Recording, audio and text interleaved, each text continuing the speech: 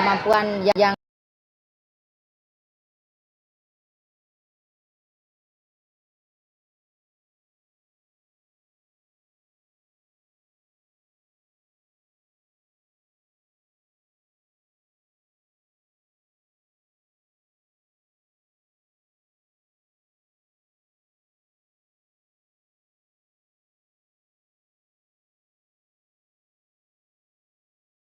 kita cantumkan bisa ya ya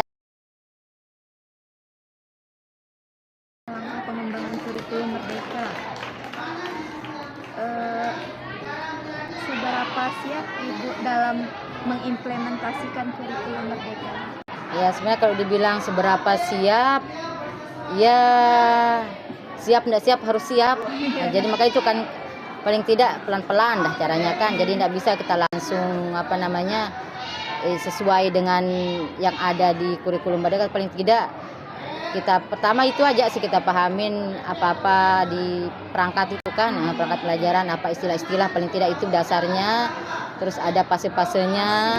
Nah, terus pergantian nama itu yang penting. Ada kan sekarang ada TP-nya, kemudian modul, istilah KKM yang berubah. Tapi kan sekarang enggak mesti harus ada KKM kan, juga di perangkat bisa kita cantumkan, bisa enggak. Ya perlahan-perlahan sudah kita, tapi paling tidak kita atur terutama yang jelas perbedaannya ke anak-anaknya. Jadi kita lebih banyak kasih peluang dah untuk dia bebas dalam arti misalnya mengungkapkan pendapat, terus misalnya dalam apa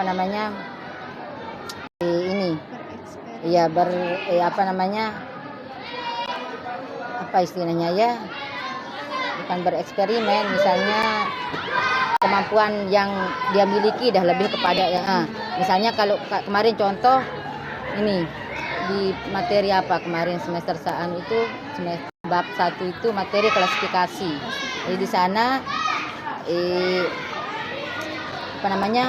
enggak mesti semua, misalnya satu kelas itu setelah dibentuk kelompok enggak mesti dia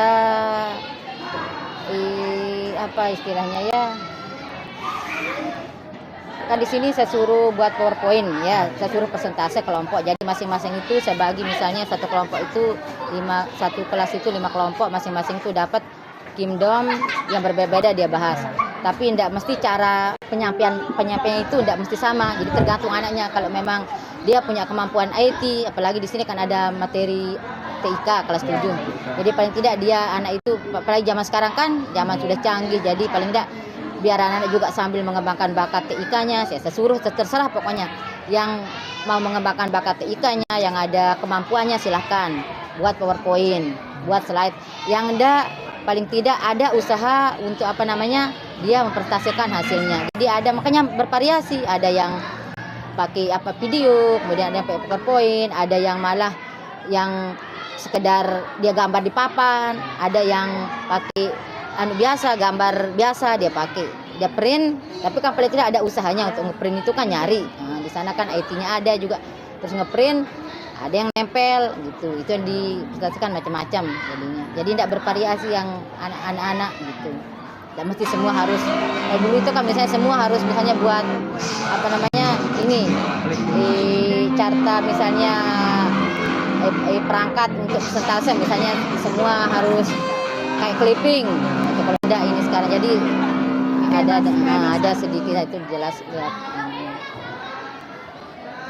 Pertanyaan selanjutnya, apakah Ibu sudah mengikuti pelatihan atau workshop terkait kurikulum merdeka?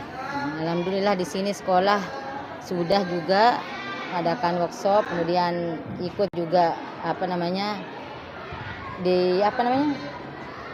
ini yang online itu udah untuk nambah pengetahuan, meskipun ya masih sangat jauh.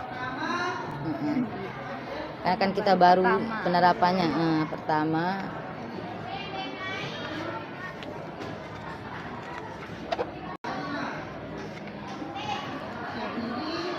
Apa saja kendala yang Ibu hadapi saat mengembangkan perangkat pembelajaran kurikulum merdeka?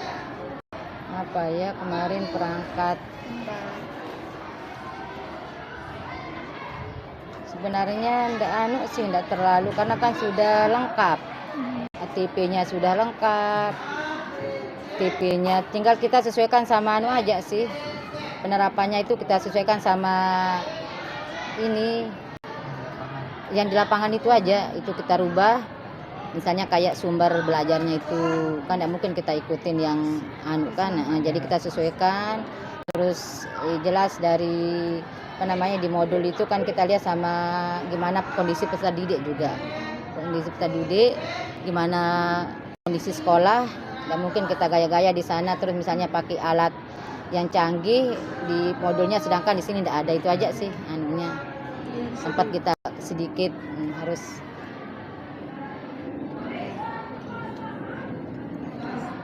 Ini Ibu, apakah Ibu menggunakan metode pembelajaran yang berbeda dalam kurikulum Merdeka dibandingkan dengan kurikulum 13 itu? Apakah ada bedanya gitu?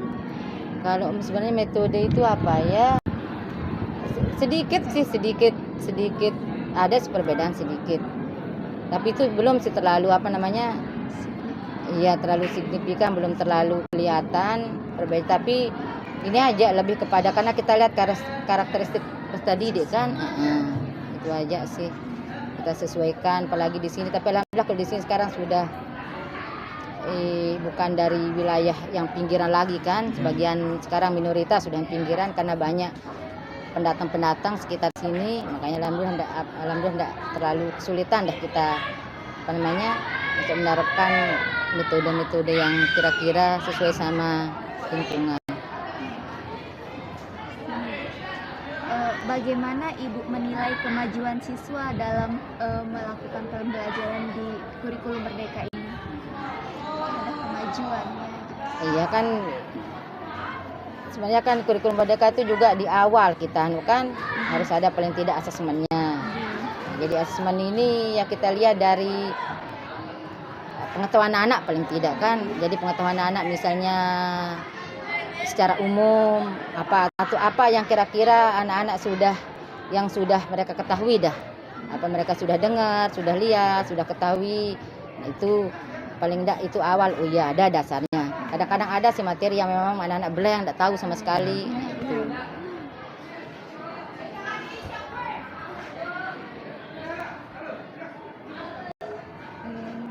Kan tadi terkait kesulitan saat mengimplementasikan kurikulum Merdeka itu, apa ada cara mengatasinya dari yang mengatasi kesulitan dalam menerapkan kurikulum Merdeka itu? Ya pelan-pelan belajar. Kemudian kan karena ini awal, jadi kira-kira ini kayaknya tidak cocok gitu. Nah nanti apalagi kan saya ngajar lebih dari satu kelas, jadi bisa kita lihat kan masing-masing kelas beda jadwal. Beda ini juga karakteristik anak, kemampuan anak beda. Nah itu kadang-kadang jelas yang saya jelas lihat problem saya 71 karena ini kan bukan kelas prestasi, sebenarnya bukan kelas unggul tapi paling tidak di atas dari kelas yang lain dah 71. Itu memang terasa sekali dia agak beda dibandingin sama yang lain. Jadi paling tidak mengatasinya juga beda. Kalau dari metode juga ya kita coba samakan dah. Dan mungkin kita bedakan kelas yang lain, tapi paling tidak mungkin teknik penyampaiannya mungkin sama yang agak sedikit mudah dimengerti.